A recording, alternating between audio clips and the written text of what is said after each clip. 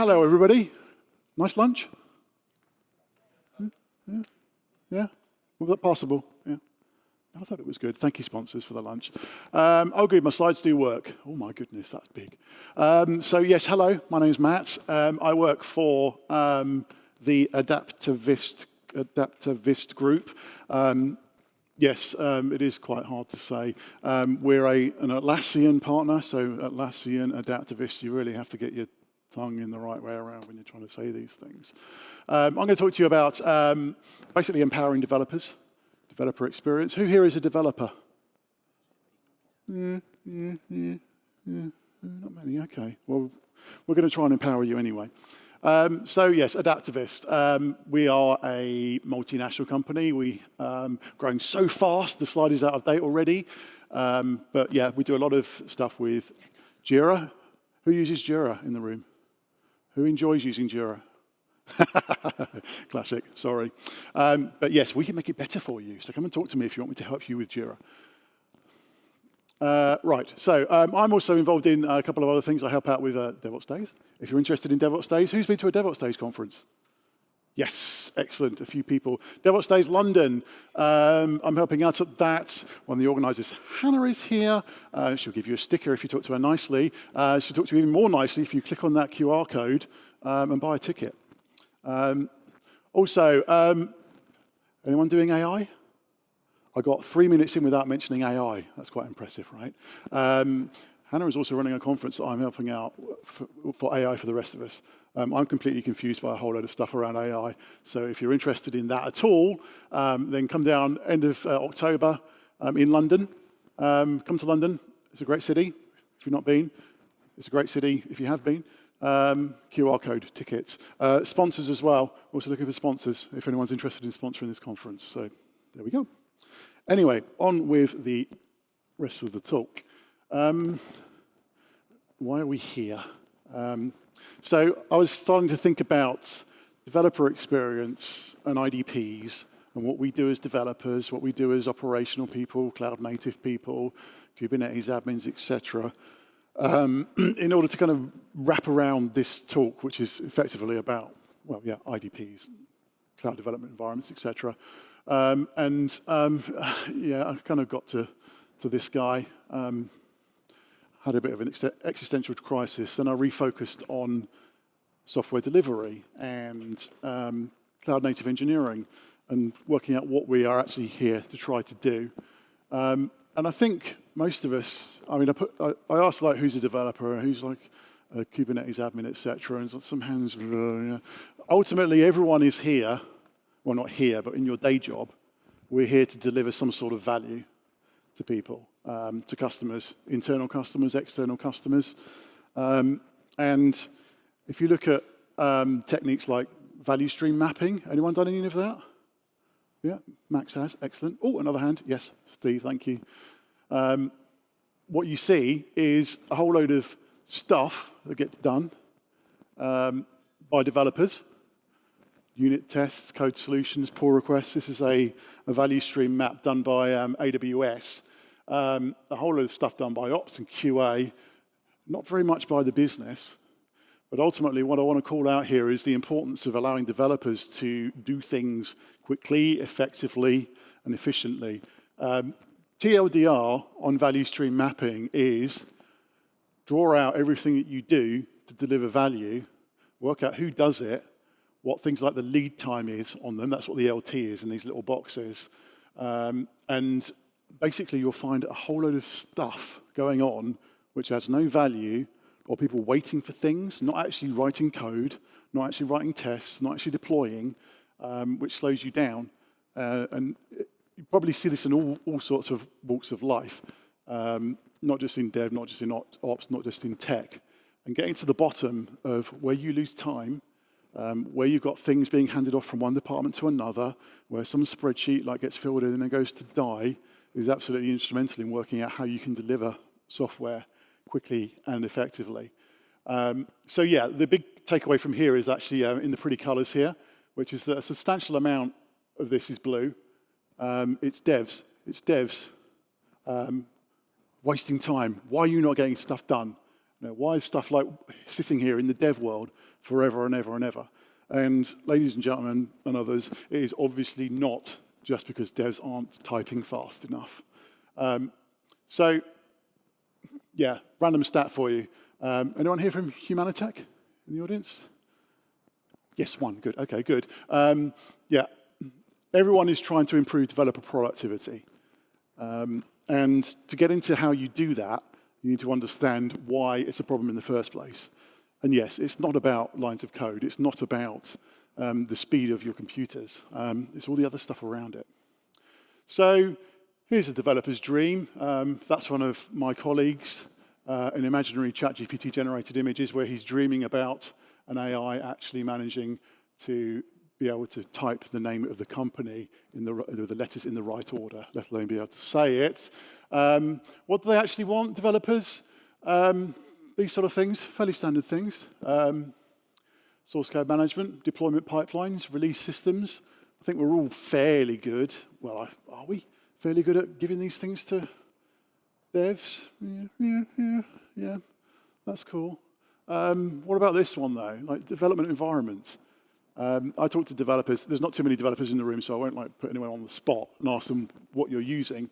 But what I'm seeing is a huge variance in how developers work on their laptops, on their desktops, whatever the IDEs that they use, the runtime environments they use, people running like Docker Desktop or Rancher or Minikube to develop, imagine, test, build their software.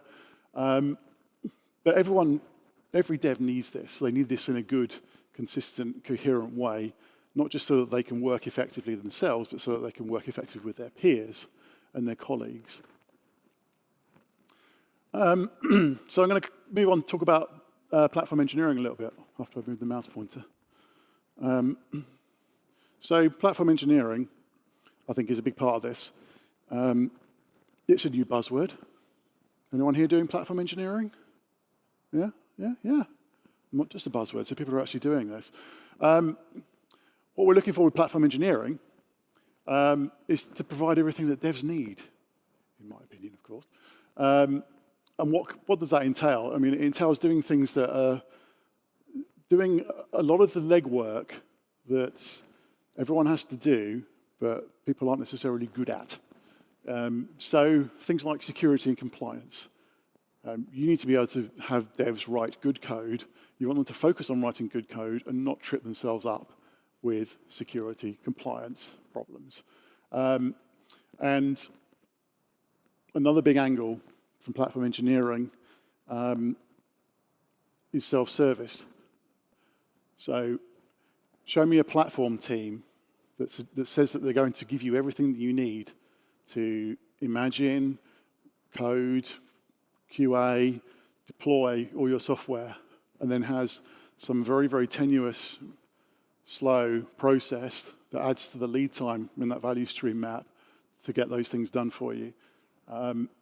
You need to have self-service in platform engineering. That's what we're trying to strive for in this. So you get everything everywhere on demand. That's the goal.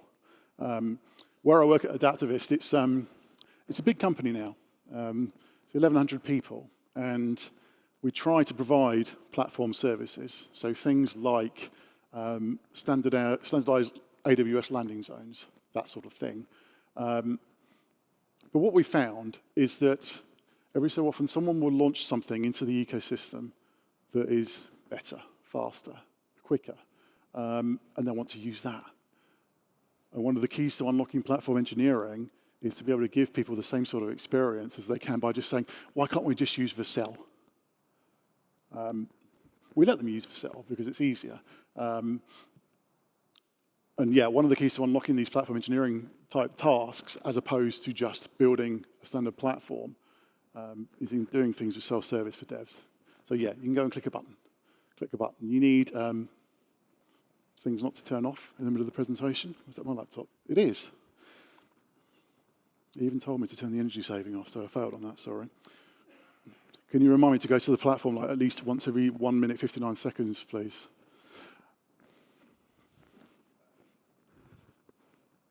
Right. Okay. Right, so who's heard this little epithet? Anyone heard of that saying? Build it and they will come? No, I don't believe in that in platform engineering. So how do we achieve this? How do we actually get our developers doing things rapidly, effectively, efficiently, and without friction? Yeah, here are some of the keys. Fractional ownership, so big companies. Who works in a company of more than 50 people? Pretty much everyone. No, okay, about half. Probably read the Phoenix Project. There's a great character in there called Brent, who is basically he's the guy who's in the middle who just understands everything. Doesn't work anymore. One of the keys here to unlocking developer experience is in removing roadblocks, removing single points of failure in terms of people. So there's a couple of schools of thoughts on doing this. If you've got experts in your team, who everything has to be funneled through, then we'll get them to train everybody else. That can work sometimes. I prefer to pursue something that I call fractional ownership, where you make it very, very clear which little bits of a speciality that people are owning, so that you don't get into this horrible, murky mess of like not knowing who to go to get something done. So yeah, find those people, push them forward, empower them, give them the tools that they need to make things better and to communicate well, and great things will happen.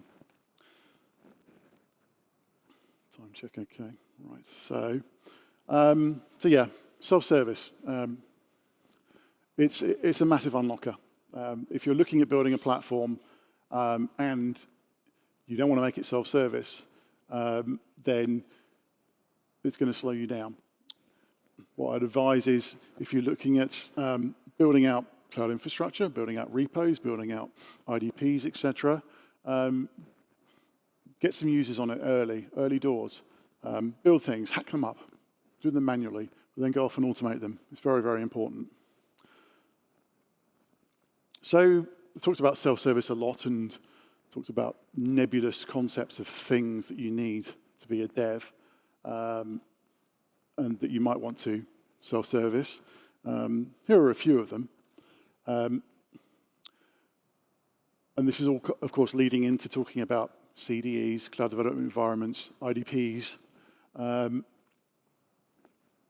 Here's an example of some of the things that we provide at Adaptavist through our IDP for our development teams. These are the sort of things that hold developers up. They slow them down. Not necessarily in just the time it takes to get these things done, but in terms of the communication, the friction that's involved in getting these sort of things set up. So yes, developers, within reason, can go off and just click buttons and go and get this sort of stuff. Most of it works as well, which is quite cool. And what you get with automating a lot of these things and making them self-service is the ability to put things like governance and security around them. So you haven't just got a developer who's got a random AWS account or a Civo account and is deploying things out into them that have got security holes in them. We've got these things using those SMEs with that fractional ownership, got the kind of best of breed stuff going on. So every time a developer who doesn't know anything about cloud engineering, maybe they shouldn't have to, comes along and has a new project to work on, click, bish, bash, bosh, off you go. So CDEs, IDPs, let's talk about that a little bit. So an estimate from Gartner is that in a couple of years' time, the majority of cloud workloads will be deployed using CDEs, so cloud development environments. I talked a little bit earlier about how developers may be running a load of stuff locally, an IDE, compilers possibly, Docker, etc., Kubernetes, of course. Gartner, who seem to be able to predict everything, whether or not it's successful, I don't know, are predicting that we're going towards CDEs. So what's a CDE? It's a development environment online with everything you need baked in. So you've probably got Visual Studio, VS Code, whatever, installed locally. Well, let's do the whole thing online. Even those, the leading providers of these things, Microsoft, IntelliJ, etc., are going online, so you get the access to this sort of functionalities online. And the big thing about having these things online in the cloud is that you're preventing yourself against things like drift between developers, and you lose your laptop and you've lost a load of work. Obviously, privacy and compliance concerns there. And so, yeah, go online with your CDEs and you get CI/CD baked in, you get centralized auth and logging, and access control. That's all basically centrally controlled. Here's a good example, Gitpod. Other CDEs are available. So you end up with tightly coupled development environments where you've got your source code management, your CI, continuous integration, deployment, all very much sitting together. And what that gives you is a cohesive thing that can be replicated. So much as we've very much moved towards containers, containerization as a method for making sure that we're not saying it works on my machine, we've also got a drift in that world when you get past compilation, running an actual binary, or interpreted languages are available, of course, and out into the deployment phase and the delivery phase. So what this is letting you do by having this stuff tightly coupled inside of an online CDE is reducing that drift even more. Okay. We've got the mouse. So, internal developer portals. Anyone using one of these? IDPs? Yeah, a couple of hands up. Brilliant. Not many, but that's cool. It's new. It's hard to talk about internal developer portals without then saying Backstage. Has anyone heard of Backstage? Yeah, more hands. Yeah, cool. And the fact that there's more hands, people have heard it, than people are actually doing it, kind of reinforces some of the hype around this. So Backstage is a product from Spotify, of all people. Yes, the people who you listen to your music with. Quote from Port this time. 85% going to be doing an IDP this year. So yeah, it's big, it's coming. What's an IDP? I hear you ask. Again, Gartner have something to say about this. It's curating tools, capabilities, and processes. You use your SMEs, your subject matter experts, to work out what those things should be. It's a portal. It's not actually a thing. It's a thing that collects things together. So yeah, you find your fractional ownership, take that ownership, find the people who know what they're doing, and let them choose what goes in the portal, pull everything together. That TLDR is what an IDP is and does. Another quote from Humanitech, self-service layer lets developers interact independently with delivery, lets you self-serve, environments, deployments, databases, logs, anything else you need. So there you go. It's a central hub for beginning development activities. And yeah, templated things. Why reinvent the wheel every time? You have a developer who wants to spin up a Angular project. Click, click, click. Been done before. Get your repo, get your deployments, get your CI/CD set up, etc. And it gives you an ability to use cutting-edge features, but in a context that is informative and consultative. Wrong way. Okay, so a couple more things on IDPs. Fundamentally, they are frameworks, but we're now seeing products coming in that use, for example, Backstage as a framework and add the value into them. Because as it comes, Backstage doesn't actually do anything. It's all about the power of what you plug into it. So you can support the whole SDLC. It's emerging. It's an emerging market. Backstage is very much the leading light in this. Been around a few years now. But yes, products are starting to come out. I have to declare an interest here.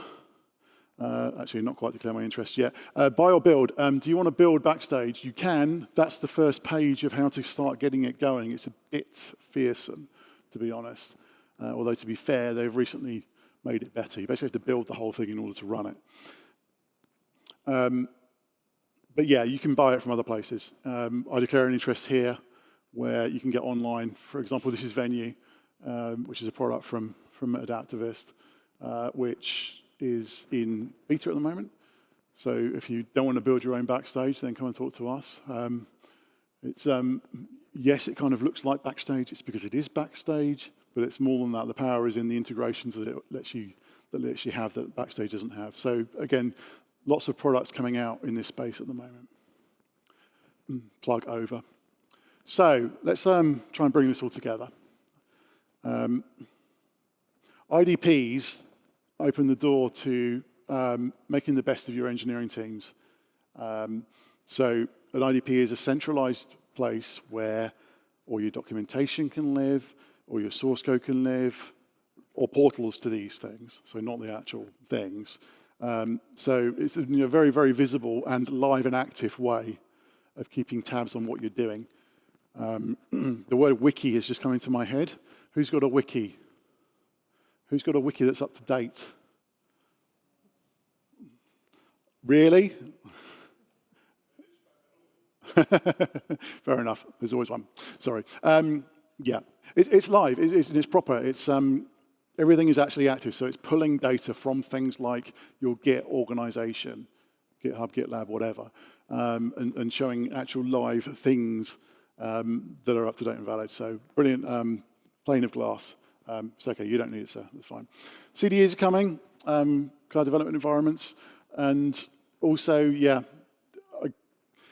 Can't underline enough how important it is that bigger organizations start using and promoting and publishing what their SMEs are saying, the subject matter experts, so that all that great stuff that's in individual heads can scale out to bigger organizations. Keep pressing the wrong button, sorry. So, takeaways here, just to wrap up, things that I don't know, little mantras for how we want to be optimizing our organizations and letting our developers be productive and getting things done without friction. A load of things there. Yeah, repos, portals, ephemeral test environments. I haven't made much of that actually in this talk. But the power of being able to test in production-like environments is huge. IDPs, CDEs get you a lot closer to that, especially when you combine that with the ability to spin up environments that look like your production environments. And yeah, give devs a button. Self-service, really, really powerful. You give them a button that does the right thing every time. It's hard, I'm not going to lie. It's hard to get this going.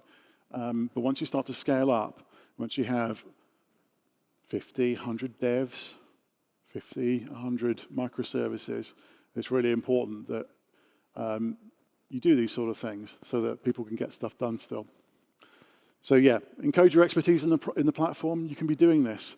So if you've got developers deploying out infrastructure that looks pretty much exactly like the last one, probably missing a trick. You can be using those SMEs to be saying things like, how do you actually, what actual firewall rules do you need here? Which microservices need to talk to which other microservices? And instead of having to go to a person, you can be codifying this stuff and put it in the IDP. And I think that is probably about it from me. I hope that's useful. But yeah, TLDR, developers can do everything. Should they do everything? No. Well, the things that we don't want them to do, well, let's make it so that they don't get held up. Let's encode those things into the platform. Let's give them a fighting chance of getting those new ideas off of the ground and not having to fill in forms and sit around and wait for things so that that 87% can actually make a difference. That's it. Thank you very much.